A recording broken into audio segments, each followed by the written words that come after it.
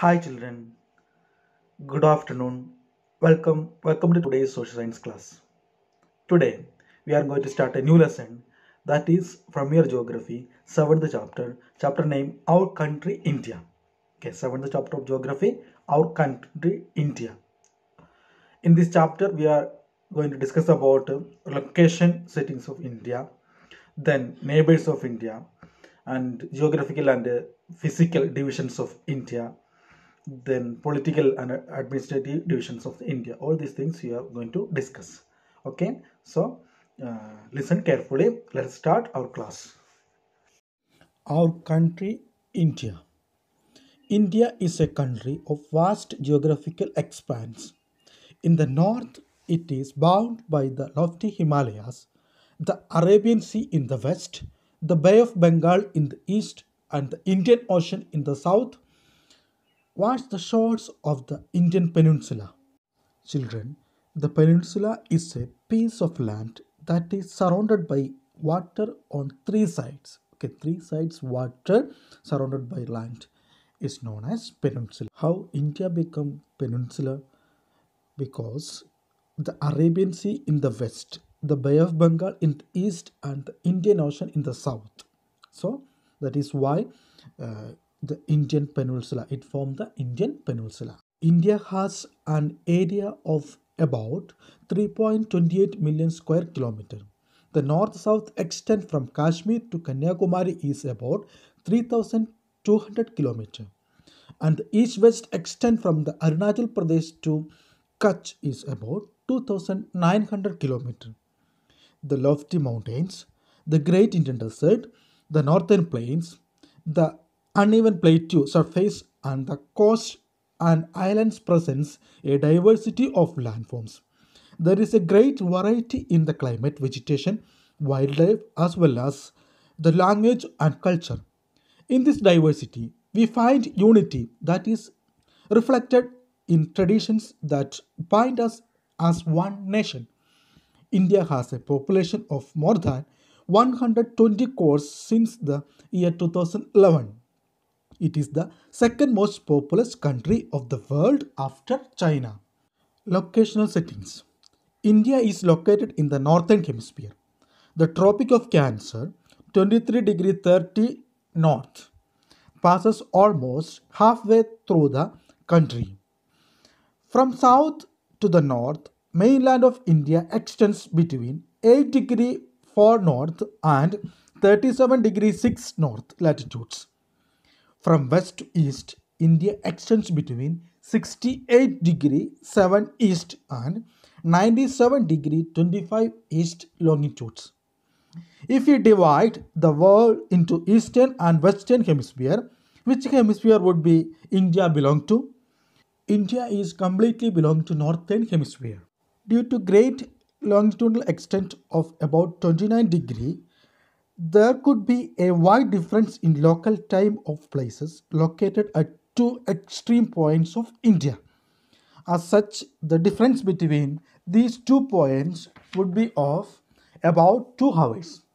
As you have learned earlier, the local time changes by 4 minutes for every 1 degree of longitude.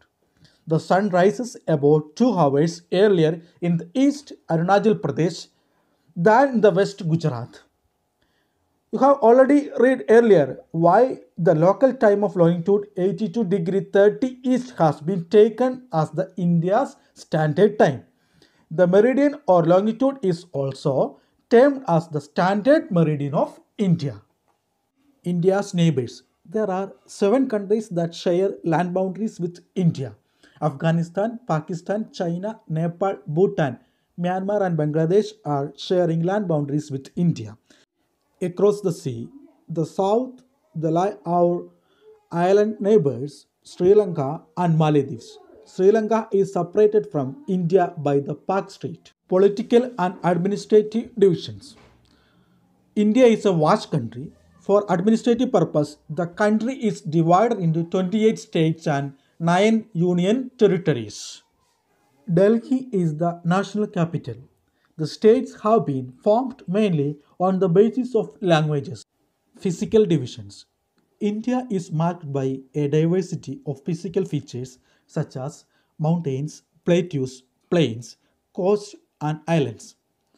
Standing as sentinels in the north are the lofty snow capped Himalayas. Hima plus Alaya means the abode of snow.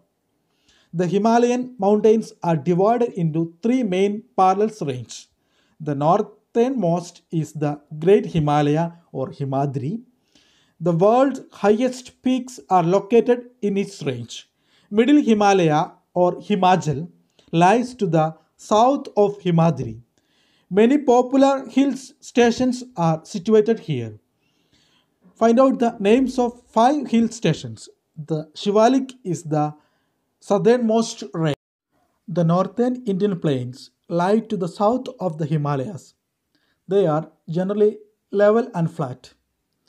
These are formed by the alluvial deposit laid down by the rivers the Indus, the Ganga, the Brahmaputra, and their tributaries.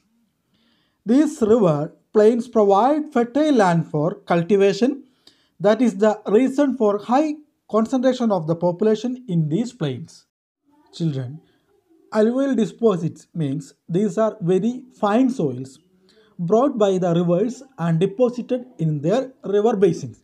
Tributaries means a river or stream which contributes its water to a main river by discharging it into main river from either side.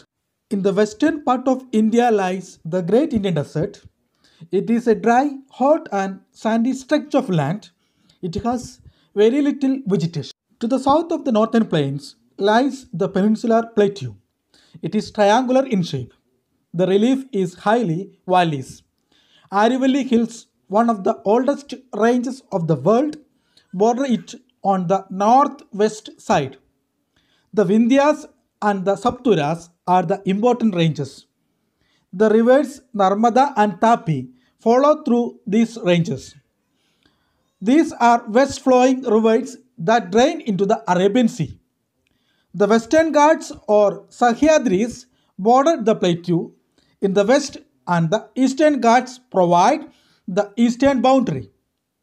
While the Western Ghats are almost continuous, the Eastern Ghats are broken and uneven. The plateau is rich in mineral like coal and iron ore. To the west of the Western Ghats and east of the Eastern Ghats lies the coastal plains. The western coastal plains are very narrow. The eastern coastal plains are much broader. There are number of east flowing rivers. The rivers Mahanadi, Godavari, Krishna, and Kaveri drain into the Bay of Bengal. These rivers have formed fertile deltas as their mouth. The Sundarban Delta is formed where the Ganga and Brahmaputra flow into the Bay of Bengal. Two groups of islands also form part of India. Lakshadweep Islands are located in the Arabian Sea. These are coral islands located off the coast of Kerala. The Andaman and the Nicobar Islands lies to the southeast of the Indian mainland in the Bay of Bengal. Children, do you know corals are skeletons of tiny marine animals called polypus. When the living polypus die, their skeletons are left. Other polypus grow on the top of the hard skeletons which grow higher and higher, thus forming the coral islands. Okay children, let us wind up today's class, and this chapter is also over. Now you have to read this chapter many times and underline important points. After that, given works also you have to do. Thank you to listening my class.